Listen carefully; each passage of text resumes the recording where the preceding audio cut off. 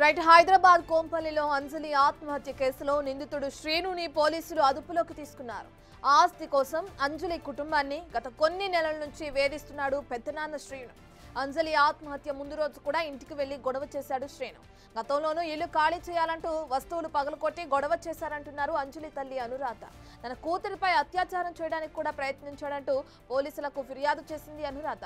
నిందితుడిపై అటు POCSO case నమోదవగా రిమాండ్కు తరలించారు పోలీసులు.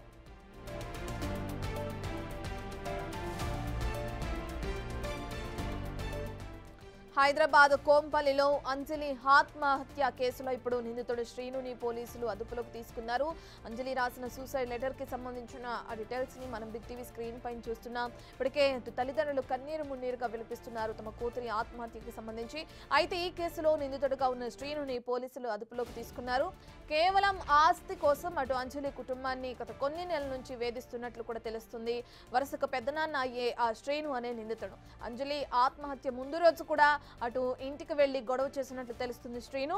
గతంలో కూడా అనేక మార్లు గొడవలు జరిగినట్లు, ఇక అదే క్రమంలో ఇల్లు కూడా ఖాళీ చేయాలంటూ కూడా కొన్ని వస్తువుల్ని ధ్వంసం చేసినట్లు కూడా తెలుస్తుంది శ్రీను.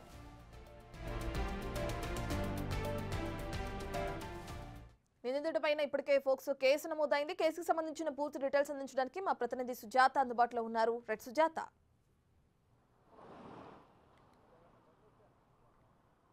కోంపల్లి అంజలి ఆత్మహత్య కేసులో నిందితుడు శ్రీనుని పోలీసులు అదుపులోకి తీసుకుని నిన్న సాయంత్రం రిమాండ్కి తరలించారు. గత 6 నెలల నుంచి అంజలి కుటుంబ సభ్యులను అంజలి పెద్దనాన్న అటు ఫైనాన్షియల్గా ఇబ్బంది పెట్టడంతో పాటు మరోవైపు అంజలిని లైంగికంగా కూడా వేధిస్తున్నాడు అని చెప్పేసి అంజలి తల్లి నిన్న పేట్ బషీరాబాద్ పోలీసులకు ఫిర్యాదు చేసింది. దీంతోనే ఫోక్సో కింద కూడా కేసును నమోదు చేశారు. అయితే అంజలి తండ్రి చనిపోయిన తర్వాత కుటుంబ బాధ్యత అంతా అంజలి తల్లి భరిస్తుంది. 2 పిల్లల్ని చదివించుకుంటూ ఒకవైపు ఉన్నటువంటి అప్పుల్ని తీర్చాలి, మరోవైపు కుటుంబ పోషణ భారం అవుతున్నటువంటి నేపథ్యంలోనే వాళ్ళు ఉంటున్నటువంటి ఇంటిని వెంటనే ఖాళీ చేయాలి అని పదే పదే శ్రీను అంజలి పెద్దనాన్న ఇంటికి వెళ్ళి తనని చాలా వేధిస్తున్నారు.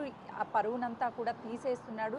చాలా గిల్టీగా ఫీల్ ఉంది. అమ్మ నేను చనిపోతున్నాను అని చెప్పేసి తన సూసైడ్ లేఖను రాసింది. తను సూసైడ్ చేసుకున్నటువంటి ముందు రోజే అటు వాళ్ళ పెద్దనాన్న ఇంటికి వచ్చి అంజలిని ఇబ్బంది పెట్టడంతో పాటు మీ పరువంతా తీసేస్తాను అని చెప్పేసి అంజలి ప్రైవేట్ వీడియోస్ కొన్ని చిత్రీకరించి తన వాష్రూమ్కి వెళ్ళినప్పుడు వాటన్నిటిని బయట పెడతాను, మీరు వెంటనే ఇల్లు ఖాళీ చేయాలి అని చెప్పేసి బెదిరించాడు అని అంజలి స్వయాన తన తల్లికి కాల్ చేసి చెప్పింది అని చెప్పేసి పోలీసులకి ఫిర్యాదు చేసింది. అయితే ఈ నేపథ్యంలోనే అటు కుటుంబం మొత్తం కూడా అంజలికి సంబంధించినటువంటి తల్లిని తన చెల్లిని ఇబ్బంది పెట్టడంతో పాటు ఆ బయట వ్యక్తుల ముందు కూడా పరువు తీస్తున్నారు. పదే పదే ఇంటికి వచ్చి ఇంట్లో వస్తువులన్నిటినీ ధ్వంసం చేస్తున్నాడు. ఒక పెద్దనాన్న అయ్యుండి మా నాన్న చనిపోయిన తర్వాత మా కుటుంబ బాధ్యత తీసుకోవాలి, ఇంటికి పెద్ద దిక్కుగా ఉండాల్సినటువంటి పెద్దనాన్నే ఇలా మా మీద దాడి చేసి నన్ను ఇబ్బంది పెడితే నేను ఎవరికి చెప్పుకోవాలి అని చెప్పేసి ఆ సూసైడ్ లేఖ రాసింది.